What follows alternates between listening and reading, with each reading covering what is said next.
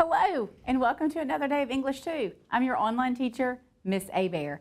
Today, we are working on an argument unit about graffiti. And it is it art or is it a crime?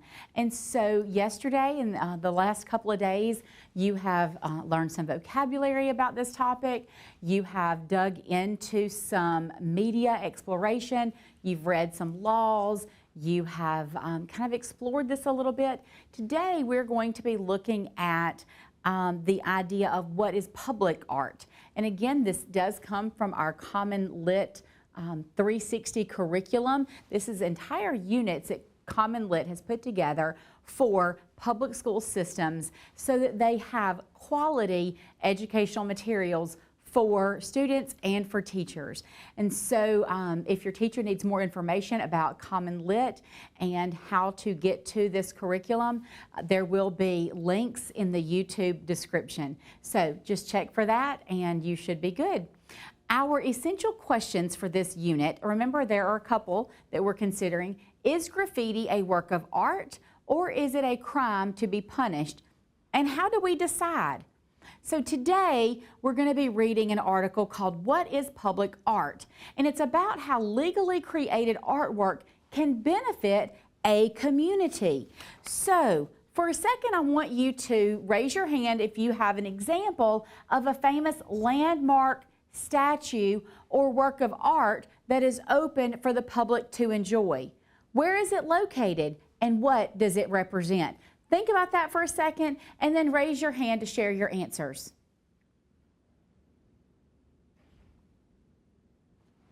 Good job. Some of you came up with some really good ones. I know that Jackson has works of art throughout downtown Jackson that local artists have put together. Some of these have been sanctioned by the governor to put them up. I know along the coast in Mississippi, at one time there used to be turtle statues that local artists had either carved out of wood or they were bronzed or whatever it was, but they were commissioned by local municipalities in order to provide works of art in those communities.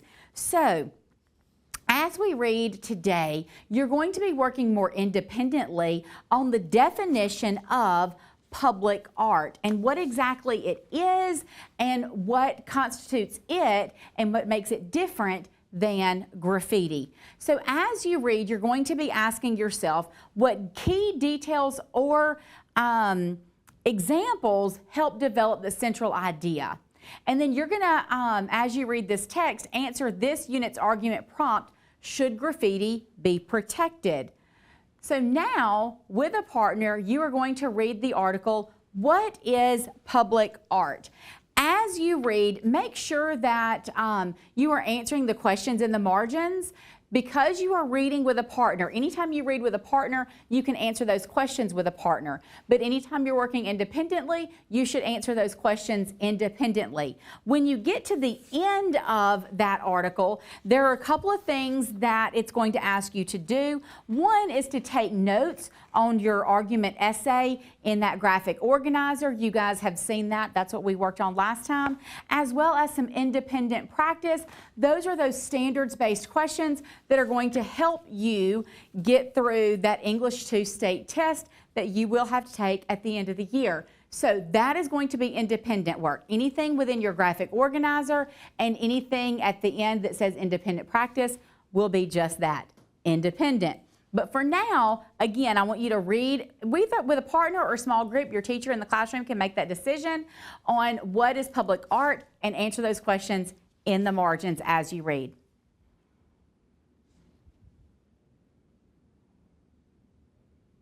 Great job.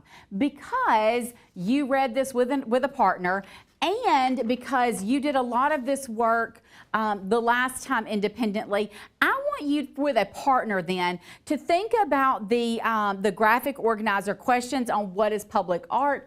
Those questions are define public art in your own words and give examples and evidence. And when you give those examples and evidence, make sure that you put the paragraph numbers where that information is found. And then when you get to the part that says my thoughts and arguments, how does public art relate to graffiti? I want you to do that part independently because that's not something your partner can really help you with. All right, now I want you to work on this last section that is the independent practice. Again, this is the piece that will help you get through that English 2 state test more effectively and help you be more successful on those multiple choice questions.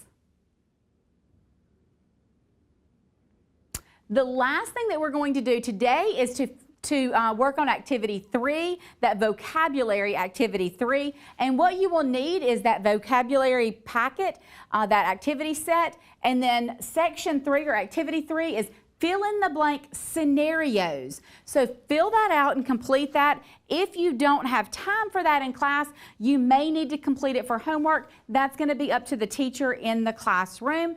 But that is all that I have for you today. Until next time, happy reading.